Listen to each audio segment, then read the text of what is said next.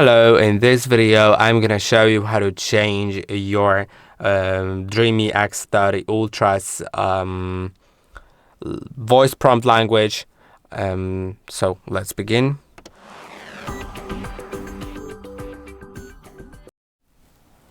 To do it, click on three dots in top right corner, go to the More Functions option, go to Voice and Volume, and now you can change the language.